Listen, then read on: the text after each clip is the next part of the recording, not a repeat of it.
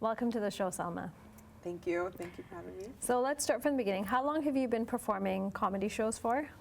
Okay, so I officially went up on stage for the first time end of 2016, but then I took a course, and then I would say that I have consistently been doing it since April of 2017, so last year.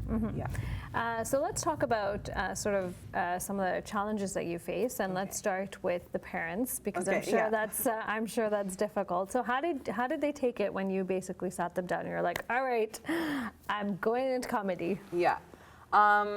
So actually, like my first ever sit down with my parents did not happen. Okay, fair. Yeah, so I think in the beginning, especially like the first time I went up, there was a lot of like personal insecurities and vulnerabilities that I was dealing with. And did they know the first time you were performing? No, so I had not told anybody except, I think I told one of my siblings, and then I just told like a couple of really close friends because I was super nervous about it, and I didn't even know what would come of it. Like, I was like, maybe this is just a bucket list item. Of like things you want to do in your life kind of thing? Yes, like I didn't know what it was to even tell anybody about it because I myself didn't know. Yeah. And so then and then there was like a whole bunch of personal insecurities. Like I mentioned earlier, I have always tried to avoid the spotlight and avoid being in public and stuff.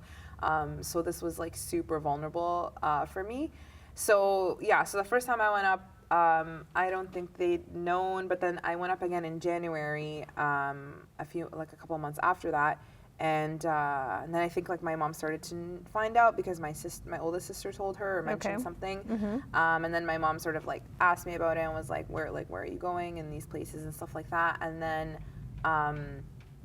in March when I had like one of my first shows, I invited all my siblings to it, but my parents still kind of like didn't really know, and then it wasn't until sort of April when I had started to really publicize it, and I guess like my comedy video had gone relatively like viral in the Muslim community, that and then I started to post about upcoming shows that my dad like really sort of started to like understand what this was, and he was just very shocked, and my family. And just so we can clarify, what's your dad's sort of role in the community? So my dad's an imam in the community. That's how people know him. Yeah, so that was also very difficult. And I think it's important also to say that that we have differing views about this, because I can't, just like I wouldn't want anybody in my family to speak for me, I also don't want to speak for anybody in my family. Just it's important to distinguish that. And I think that so in the beginning it was very heavy. It was a lot of back and forth conversations where my parents were just like, what is this? We don't understand. And then I was sort of trying to explain it to them, and I was trying to tell them about comedy in general, or the importance of there being a visible Muslim woman in mass media and the impact that can have on society. And then we went a lot into sort of discussing more faith related, I guess, concerns. And there was a lot with that. And then my dad would sort of go back and take all of my points and stuff and try and find Islamic rulings about them, fatwas, and then send that to me. And then we would have a lot of discussions back and forth. And then after tons and tons of discussions, I realized that there's multiple layers to this. Yeah. So I thought initially it was just the religious layer, but I discovered afterwards that there's the religious and there's also the cultural. So my parents have a lot of apprehensions about the art itself, you know, the places, the times, the people, all that stuff, which honestly I share. But then there's also a cultural component as well, which is like the stigma behind it, the taboo behind it, severely looked down upon. Anything in the arts, especially the entertainment industry. I remember like the first time I said entertainment industry to my dad, he's like, oh, like what is like, how can what you are you going into? Yeah, how can you even like say that title, and you know what I mean? And well, it's obviously the word entertainment. Yeah, because a lot of connotations, visual images to it, right? Yeah, so. like my mom even doesn't even understand what it is. Like she's like, "What are you, a jester? Like do you just like juggle on stage?" Yeah, like she doesn't really understand much of what it is. And I'm trying to tell them like, no. Also, comedy is very different in the West versus what it is in the Middle East. Like, it's very smart here. It's very it's less so animated, less so self-deprecating. Like it's more smart. It's more like intelligent. Yeah. Yeah, and I was trying to explain it to them from a dawah perspective, which is like outreach and such. I was the dawah director in the Muslim Students Association of my undergrad university. Yeah. And basically a comedy audience, I've never seen this level of receptiveness in anyone. Like, they're so receptive. They're willing. They want to hear your story. They want to know everything about you. They want to hear what you're telling them. Versus like when I was dawah director and we would hand out brochures, like students would literally rather dive in front of a bus than to accept a brochure and then about you're just Islam. giving flyers, right? Whereas when you're on stage, it's sort of you're an open book. You're sharing your story. People are interested in your story, Yeah, right? you're And as a engaging with Muslim them. woman, Exactly. it's like, what is her story, right? Yeah, exactly. So I found it to be super impactful that way and super rewarding. But yeah, I guess my parents, for them, it's just, and until now, like I have a lot of conversations with like loved ones and people very close to me about sort of like, do you think the ends justify the means? And in Islam, we don't believe that.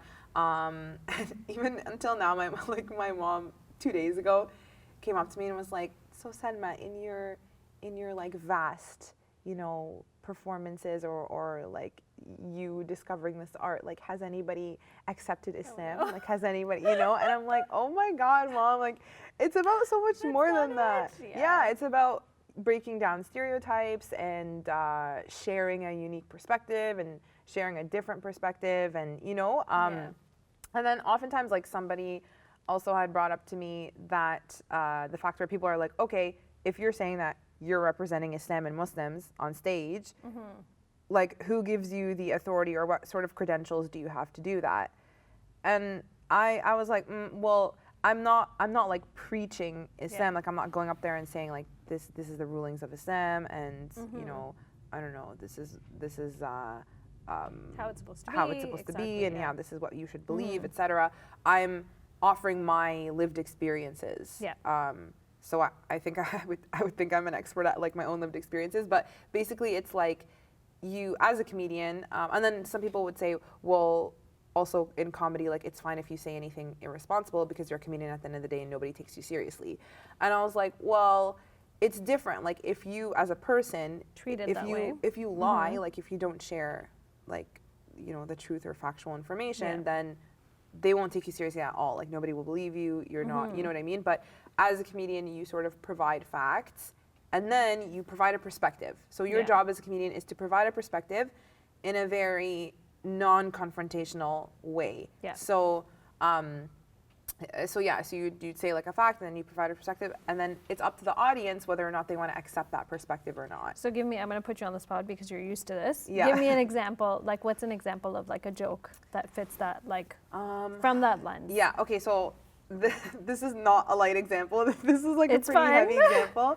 Yeah. But by the way, mainstream audiences love this. Okay. They love this bit so much. But basically. But what about you said mainstream, but what about the Muslim audience? Oh, Muslim audiences hate this. I'll tell you why later. It's just, it's too real for them. So basically, so the bit or the premise is around, like, anytime there's like a mass shooting or something, obviously everybody's super devastated and everything, but then Muslims are like on edge, and then it's like, oh, the shooter was white, and then everyone's like, thank God. But like also horrible, we feel really bad, but also like, thank God, right? Yeah, And then after that, ISIS will just come out of nowhere and be like, actually, we take credit for that. And you're like, oh my God, like, who invited you? Like, just keep your mouth shut for 3 minutes, right? And then I tell everyone, I'm like, ISIS is like that annoying kid that gets put in your group, doesn't show up for meetings all semester, and then just like barges in on the day of your final presentation, takes credit for everything you've done.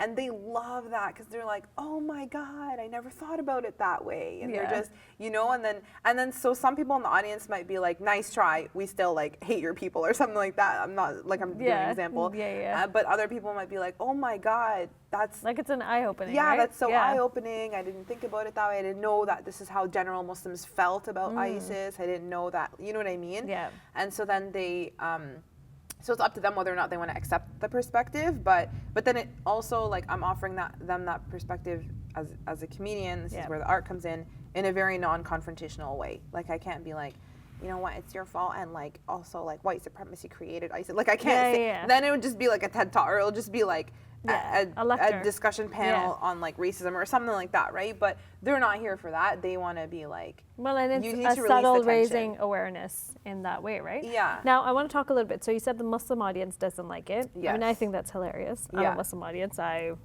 don't see an issue with it. But what's been your experience with the Muslim community on this? Okay, that's definitely a big question. But I feel like, okay, if we're talking about the art itself, yes, so the reason why they don't like this bit, I realized, is because I think it's too real for them. Like, they're just like, we know this. It's not earth-shattering information, right? Whereas for a mainstream audience, it might be earth-shattering. Okay, like, they're just like, wow, I didn't think about it that way. But then, Muslim audiences, a lot of things work for them that doesn't necessarily work for mainstream audiences. So I can make jokes about, certain things in Ramadan or certain things in like our faith or certain, like, by faith I mean like, okay, for an example is like in Ramadan, in like Qiyam and stuff, that hadith that says you should try your best to cry, to like soften your heart. So I'm like, I literally try so much, and like I can't, like, one time I got, so like I can make jokes about that. Like a mainstream audience won't understand the nuances of spirituality and softening your heart and all that kind of stuff without me giving them like a khutbah as a backstory, right? So so that's why, like, there's certain jokes that you could make with Muslim audiences that mainstream audiences won't understand or appreciate, and vice versa. But in general, the Muslims in general, I would say, are a much more tense crowd, much more like less warm, I would say, just because in general they're just, with comedy, they're also sort of like, when they see a female on stage, they're also like, like, I already don't like you, or like, I already am not down for this, or you know what I mean? Like, they're which more is tense. when you compare that with male Muslims, and it's not. Yes. Oh yeah. I don't think it's the case, right? Oh yeah, definitely. I think there's a lot of sexism still too in the Muslim community, internalized at the very least, where it's like, a guy is legit, a girl not so much. Yeah. And just at anything. And I think like when the Muslim community really starts to accept you, which was my experience with comedy, is when you get like the white man's approval. So, for me, the only reason why Muslim events and places like really wanted to book me, I don't even necessarily think it's because they thought I was funny, but it was more so like, they're like, she performed at Second City, or she performed at Yuck Yucks. Like, these are big names. So now we need to get in with the crowd. Exactly. Like, oh, like that means she must be good. Like, if the white man thought she was funny, she must be good, right? It doesn't even necessarily mean that I am or anything like that. So, yeah. So there's definitely, I had a lot of resentment towards the Muslim community in the beginning, where I was like, I want to have nothing to do with you because your love is very conditional. Yeah.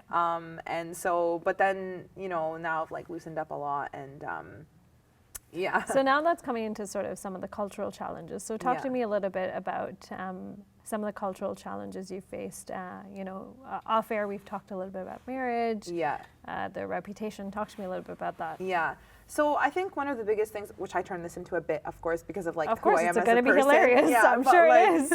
But one of the biggest reasons why my parents were really against comedy and everything was because of, for sure, the concept of reputation, and you're going to ruin your reputation. What are people going to say against you, and all of that type of stuff? Because you're going to be up performing. Yes. It has different associations. It's not normal, but it's just abnormal in some ways. It goes into like the Arab Desi, Somali sort of mentality, which is like the girl should be calm, the girl should be quiet, the girl should be obedient, like, this is the ideal wife. And so if you're not those things, then it's and go into careers that are respectable for women. Exactly. Like teaching, like not teaching. To say that's anything wrong with teachers, but that's sort of been the mentality, right? Exactly, yeah. And so so for me, that's definitely been a struggle. And this is how I turned it into a bit. I said, usually when the girl is single, the factor that will ruin her reputation, the second she gets married, all of a sudden becomes like the unique superpower that got her married. So if like a girl is very into sports, they'll be like, ugh, like, what is this? She's like, this is not feminine, like she's playing with boys, like she's on the street, what is this? And then she gets married, they're like, well, of course, like she took care of her fitness, she was whatever, if a girl's doing her PhD, if a girl's doing her PhD, they'll be like, too overqualified, you're intimidating. And then she gets married, they're like, oh, well, obviously, like, she's from a respectable, educated family, you know? And so it's like, same thing with comedy. They'll be like, oh, you're like entertaining. This is so degrading. What are you on stage, like, entertaining people? Where's your dignity, whatever. And then if you get married, they're like, oh, of course, she was like charming, she was witty, she put herself out there, you know what I mean? But yeah, there's definitely so many layers to the cultural aspect. There's been people who, for example, they themselves don't understand comedy and the importance of it and the significance of it. They can't really like take it seriously. And then and there's definitely a difference between the generations as well. Like our generation, for the most part, really appreciates it and is really supportive of it and knows how important and amazing it is.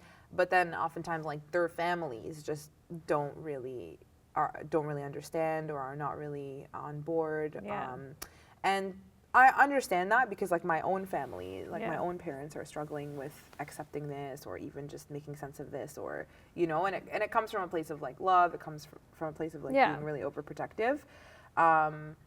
So that's sort of been. So how do you know, taking all of this and even because you've said it's, some of the concerns that your parents have, you know, about you know, being out late, like those late night shows, the vulgarity that's associated with comedy. Add on, you know, your cultural challenges, dealing with the reputation and those kinds of things. How do you sort of keep yourself afloat with all of these challenges? Because I'm sure it doesn't go away, right? If anything, it comes in different forms at every comedy show, and you're just 100%. Like back at it.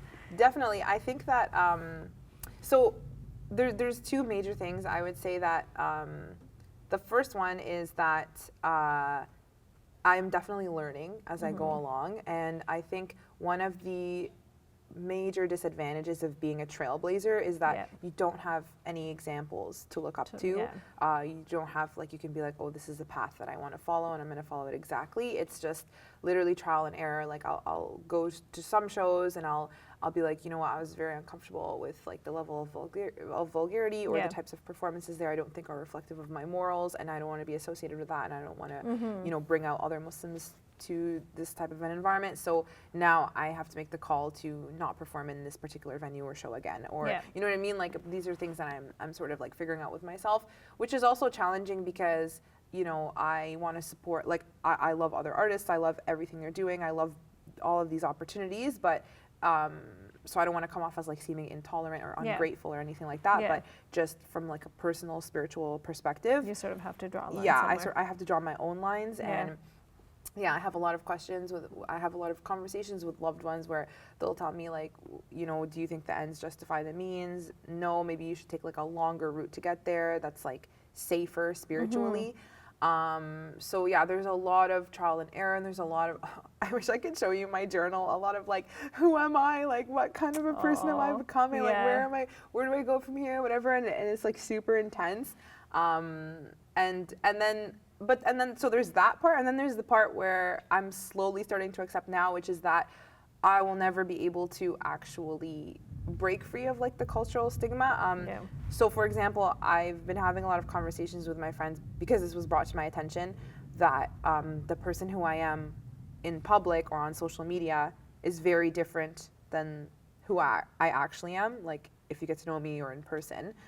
Which is often the case, right? Like you don't portray your whole self in a public setting. Exactly, because like there's a lot of things there's still private. That is your private self. Yeah, and so I asked my friends, like individually, I asked them what's different, and it was sort of like a unanimous answer. They're like, you come off way more intimidating, you come off way more liberal, you come off way more like a lot of you know, certain things that they'll say, and I'm like, I don't necessarily know how to reconcile that.